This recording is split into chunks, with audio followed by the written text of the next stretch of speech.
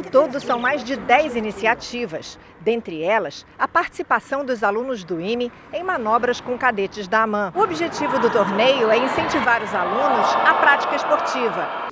Um workshop que reúne indústria, startups, academia e centros de pesquisa. Todos eles envolvidos com aplicação ou pesquisa com grafeno. A ideia do evento surgiu a partir do programa Rota 2030, do Ministério da Economia. O objetivo desse programa é incentivar o setor automotivo, inclusive com redução de impostos de importação.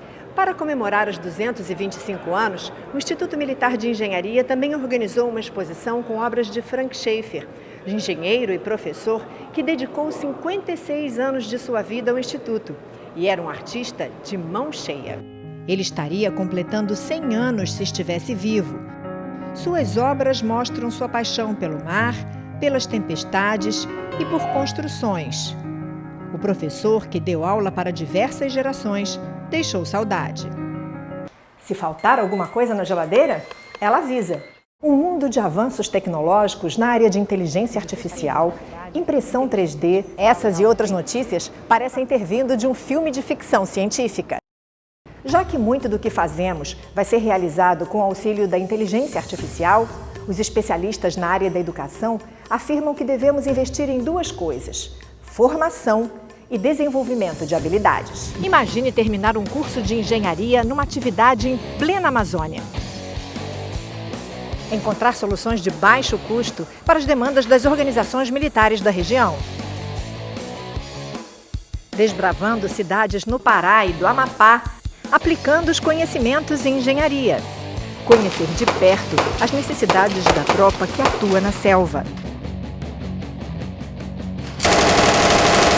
E ainda ter a oportunidade de ver de perto o encontro das águas do Rio Negro com o Rio Solimões. Mas para se ter uma noção da dimensão da Amazônia, só olhando do alto. Então, vamos lá?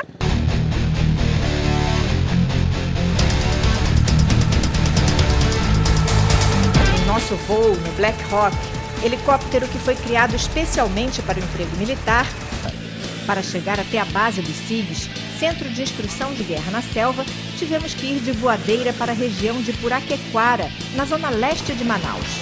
Chegamos à base de instrução Pedro Teixeira, banhada pelo Igarapé Manaizinho, um lugar de grande beleza natural, próximo ao rio Amazonas. Uma área toda voltada para treinamento militar.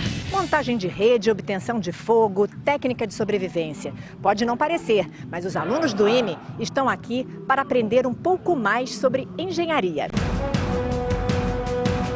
A temperatura aqui na floresta amazônica está aproximadamente 30 graus, mas a sensação térmica é muito maior por causa da umidade do ar.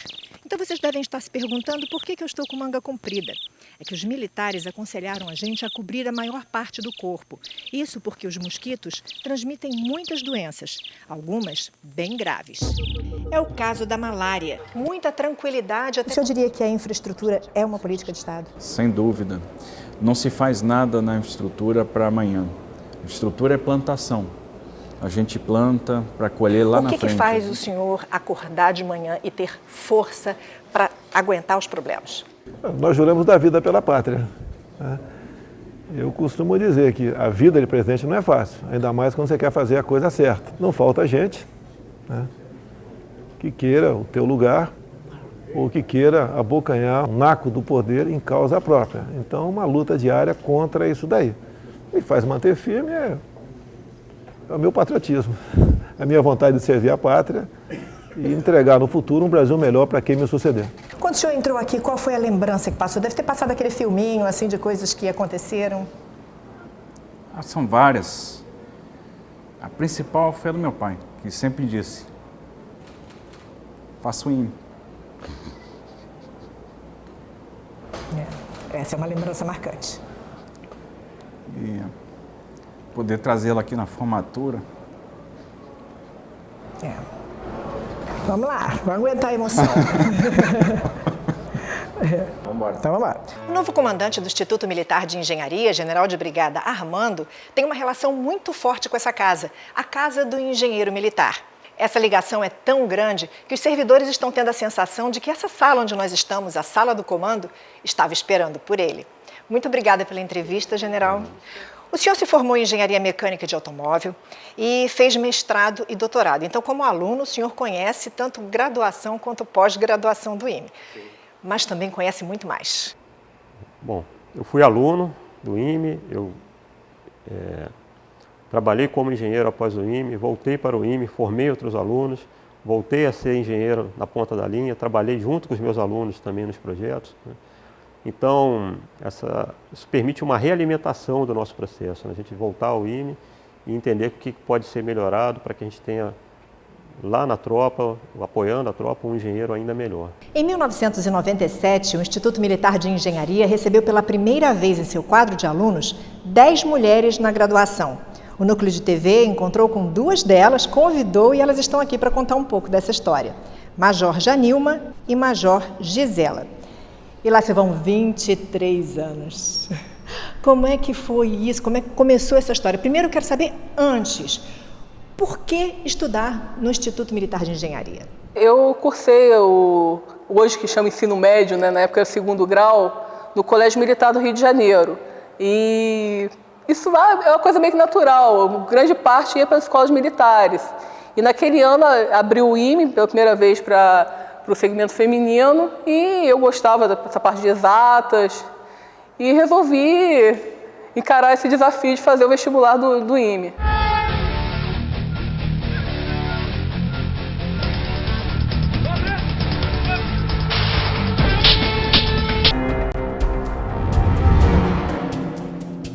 O Parque Regional de Manutenção 3 foi criado em 1944, em Porto Alegre, com o nome de Parque de Motomecanização 3. O IME, Instituto Militar de Engenharia, tem uma importante e nobre missão: formar engenheiros tanto para o Exército Brasileiro quanto para a sociedade em geral.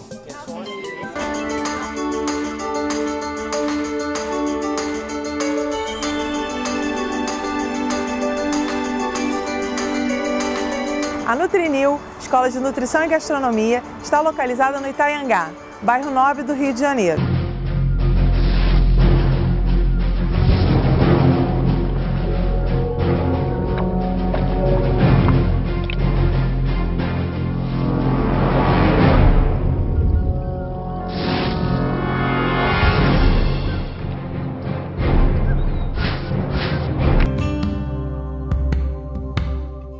Dona Carla dos Santos, de Recife, começou a ter pressão alta e inchaço nas pernas.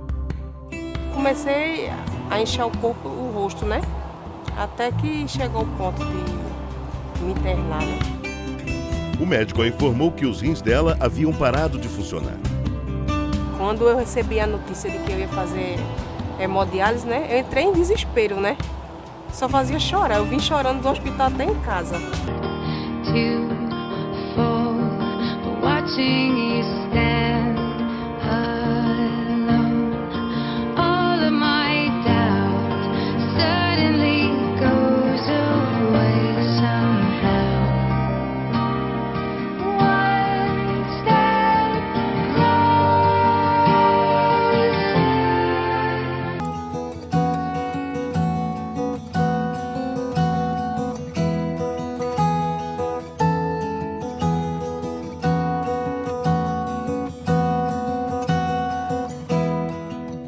Felicidade? Disse o mais tolo, felicidade não existe.